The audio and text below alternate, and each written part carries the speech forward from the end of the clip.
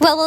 Hello mga Bebshi! For today's mini vlog ay gagawa na naman tayo ngayon ng panibagong recipe. Well, easy lang din naman at hindi na tayo gagamit pa dito ng oven dahil ay steam lang sapat na. At for today's recipe ay gagawa tayo ng chocolate banana cake. Madali lang din naman itong sundan kaya naman ay samahan nyo kung ngayong gumawa. Dito sa ating mixing bowl naglagay ako dito ng 3/4 cup ng all-purpose flour, 1/2 cup ng cocoa powder, 1 teaspoon ng baking powder, tapos 1/2 teaspoon ng baking soda. I-mix lang muna natin itong ating dry ingredients. Pagkatapos natin itong na-mix ay set aside muna natin ito. Dito naman sa another bowl ay maglagay lang tayo dito ng 2 itlog. I-mix lang natin ito and then maglagay tayo dito ng 1/2 cup ng brown sugar. Bigyan lang natin ito ng halo nang sa gayon ay mag-mix ng maayos itong ating itlog at itong ating brown sugar. Sunod naman mga Bebshi ay balatan muna natin itong saging. Mas maganda talaga na ang saging na gagamitin natin dito mga Bebshi ay overripe. 4 na piraso nga pala itong ginamit ko at hiniwa ko lang muna ito. Pwede din naman na diretso nyo na itong i-mash. Pagkatapos nating naiiwa ito ay i-mash na natin ito mga Bebshi gamit itong ating tinidor. Since wala nga din namang available na smasher dito, kaya kung meron kayong smasher, much better. Kaya mas maganda talaga pagka overripe yung saging para mas madali siyang madurog. Sunod naman dito mga Bebshi ay ihalo lang muna natin itong saging dito sa ating egg and sugar mixture. And then ay halu-haluin lang muna natin ito. Insaktong nahalo na natin ito ay set aside muna natin. Dito naman tayo balik sa ating dry ingredients. Maglagay tayo dito ng 1/2 cup ng gatas. Evaporated milk or fresh milk, basta ay gatas mga Bebshi, pwede din na full cream. Haluin lang natin ito hanggang sa smooth na itong ating mixture, tapos ilagay na natin dito ang ating saging and sugar mixture. And then i-mix lang natin ito mga Bebshi. Chocolate banana cake itong ginawa natin mga Bebshi, kaso nga lang itong chocolate or cocoa powder na ginamit ko ay hindi nga din naman masyadong dark ang kanyang kulay. Ayan, at buntik ko pang nakalimutan, maglagay nga pala tayo dito ng 1/2 cup ng vegetable oil. Kaya naman kung pipili kayo ng cocoa powder, yung mas maganda talaga yung quality mga Bebshi, para talaga mas dark tingnan at mas chocolatey itong ating banana cake. Saktong na-mix ko na to mga Bebshi, kaya naman ay transfer ko na ito dito sa aking lalagyan. Pinaglagyan ko nga dito itong round na baking pan, tapos magtoppings tayo dito ng chocolate chips. So ready na lang ito para steam. Kaya naman ay nagpainit na muna ako dito ng tubig hanggang sa kumulo ito. Habang naghintay-hintay nga ako dyan na kumulo ang tubig, dito naman ay nagduyan nga muna ako mga Bebshi. After ng mga ilang minuto, ayan at kumulo na. Kaya naman ay ilalagay ko na itong ating banana cake. I mean, chocolate banana cake. Ayan at inilagay ko na. So steam natin ito mga Bebshi sa mahina na apoy for 45 minutes. Naku, subukan nyo na din ito mga Bebshi dahil napakadali na talaga nitong gawin. At mas masarap pa din talaga itong homemade na banana cake. Mas satisfied talaga ako sa banana cake pagka homemade lang at ako nga lang din ang gagawa. After 45 minutes ay ito check lang muna natin kung lalabas na malinis ay luto na itong ating banana cake. Ayan na mga Bebshi at hinango ko na nga din ito. Palamigin lang muna and then pwede na din natin itong ikat. Sobrang dali lang talagang gawin itong ating chocolate banana cake at sigurado ako mga Bebshi na masarap ito. Ayan, at slice na natin ito mga Bebshi at meron na tayo ditong masarap na chocolate banana cake. Well, alam nyo na sa mga mahilig magnegosyo, the best nga din naman itong ating recipe ng chocolate banana cake. Mura lang naman ang ating mga ingredients dito pero napaka-expensive ng lasa nito. You can now serve and enjoy our easy recipe ng chocolate banana cake.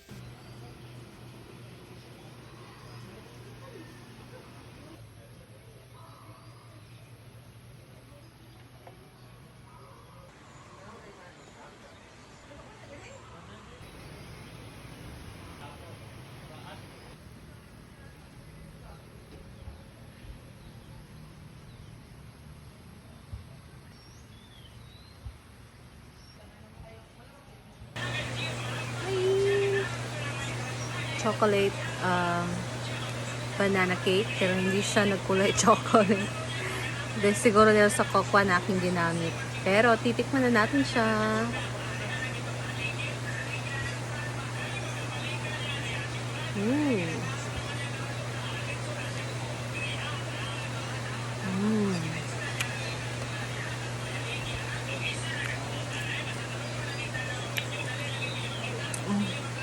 Sarap, napaka-moist.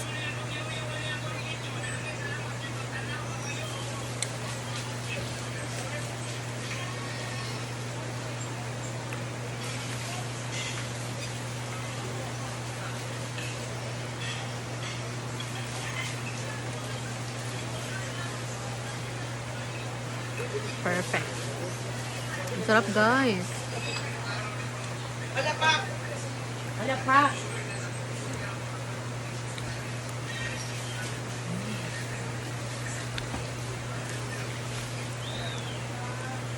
Hi, sir!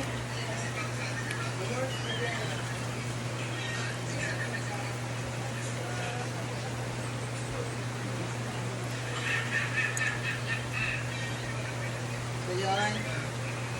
Ano yung masyado ka ron? Promise. Sawa kayo mo kayo wala, di mo di ba sila? Uy, signal. Tapos, itinagman sila na magtuloy. So ayan, titikman na natin yung niluto ni Cynthia Amore na chocolate cake. Banana. Chocolate banana cake. Sila bating kapatid. Yan, so chicken tayo. Ah. So malaki ang ginawa ko kasi pangit naman kung maliit lang. Ang laki pang Ay! Uy! Ano ba? Banana cake to? Hindi. Chocolate banana cake. Chocolate siya, pero wala siya nag-chocolate. Hindi chocolate Pero na. na siya mapil ng mga chocolate. Ayan. Masarap siya. Sarap siya, muffin, no? Mm. Moist. Pwede naman Banana cake. i-business dahil. Moist siya. Mm. Mama. Sa akin, may tanga natural din. May kuhan? Lakatan? Manulan? Lakatan. Sobrang sarap. Thank you guys. Thank you Cynthia Amore sa always na pagluluto ng mga merienda. Ganun. Sila la. Wala no? Monshi. May ka naman. Damay lang din. Uy, nakin mo pa. Wow, kalong-kalong lang dito ng mukha.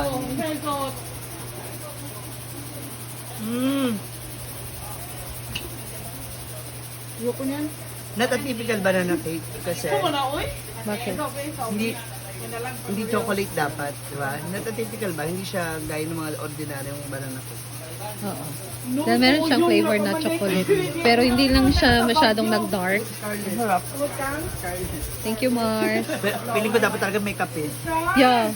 One. Oh, kung sa ito bag. Ganda na masyado akong okra. Oo, tsada ako. 18% talaga yun. Walang ng soft drinks. Coffee. Talaw ka ka. Kami ila, humok.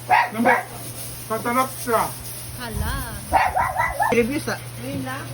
Actually, it's Na very, magre-review. the taste is very expensive. Yan, may taga tayo. Kasi Jimri man tulad ito sa kapitan kay ito nga bike ito yung nag-hold up sa pangpang. Sige hold up. Naubos na guys. Dua ka tao. One Wala a kasi bit. yung mama dito ganina sa barangay sa lower kay. Thank you so much, Simply Amore. Yes. Dana na ako. Naa siya ako. So ngayon, nandito tayo sa function hall ni Madam dahil papalapit na nga rin ang kanyang birthday. So meron siyang mga hinahanda din dito na stage or yung mga prepare na para sa kanyang birthday. So wow! Malayo pa ang kanyang birthday. So meron na silang mga preparation ngayon. Yan, tingnan niyo mga bebshi. Yan. So, meron silang ginagawa dyan na winilding nila. Yan yung ginawang backdrop sa stage. Ano kaya ang mangyayari? Abangan nyo yan mga bebshi sa mga susunod kung ganyan, reason kung bakit merong ganyan. Ayan. Ayan na din. Tapos na pala ni J. Ford ito. Kahapon na kinuha niya ng mga damo. Ayan. Malinis na ang ating fish pond. So, yan yung mga isda, oh.